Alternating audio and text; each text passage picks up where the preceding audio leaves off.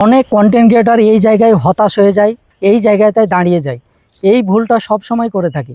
কোন ভুলগুলো করে থাকে এবং কোন ভুলগুলো করতে থাকলে ফেসবুকে কখনো সফল হতে পারবে না, কখনো ফেসবুকে এগিয়ে যেতে পারবে না।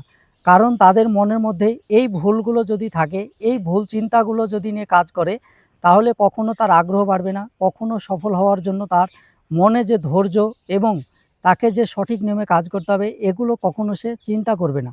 তাই আপনাকে বলবো, ফেসবুকে যদি সফল হতে চান, আজকের কথাগুলো আপনার জন্য অনেক অনেক গুরুত্বপূর্ণ ভূমিকা রাখবে।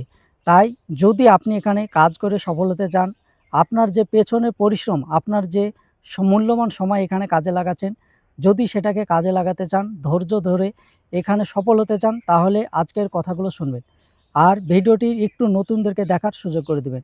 তাহলে কি হবে, তারাও ভিডিওটি দেখে হেল্প পাবে। আমরা প্রথম অবস্থা থেকে কাজ শুরু করার পর থেকে আমাদের একটাই চিন্তা থাকে, সেটা হলো ফলোয়ার কিভাবে বাড়াবো, আর দ্বিতীয় হচ্ছে কিভাবে আমরা ভিউজ আনবো। এই দুটো কাজই কিন্তু ফেসবুকের হাতে। ফেসবুক যদি ইচ্ছা করে যে আপনার ভিডিওতে ফলোয়ার দেবে এবং আপনার ভিডিওতে ভিউজ দেবে, দুটোই সে দিতে পারে। কিন্তু প্রকৃত আপনার কাজ হলো কন্টেন্ট তৈরি করা।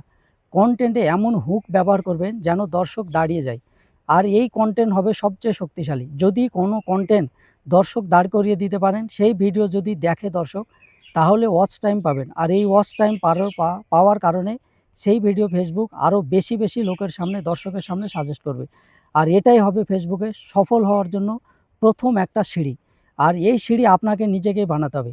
আর যদি মনে করেন কমেন্ট করে করে ফলোয়ার আনবো, অন্যের পিনে গিয়ে বসে থাকবো, কমেন্ট আনবো, লাইভে পড়ে থাকবো, এই ফলোয়ার কখনো কাজে লাগবে না, এই ফলোয়াররা কখনো আপনার ভিডিও দেখবে না। তাই সঠিক নিয়মে কাজ করতে হবে, সঠিকভাবে এখানে কাজ করতে হবে।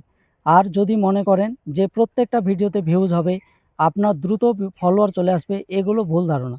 প্রত্যেকটা কাজে যেমন সিস্টেম থাকে, এখানেও সিস্টেম আছে। আপনি কন্টেন্ট আপলোড করতে করতে কিন্তু একটা সময় ফেসবুক রিচ দেবে, আর রিচ বাড়লে কিন্তু ভিউজ বাড়বে। আপনি যতই কন্টেন্ট প্রথম অবস্থায় ভালো করেন, সেই কন্টেন্ট কেউ দেখবে না, সেই কন্টেন্ট ধরে কোনো ফলোয়ার আসবে না। তাই কন্টেন্ট ভালো করতে থাকতে হবে, ধৈর্য ধরে লেগে থাকতে হবে। তবেই একটা সময় ফেসবুক নজরে নেবে, আপনার ভিডিও ভাইরাল।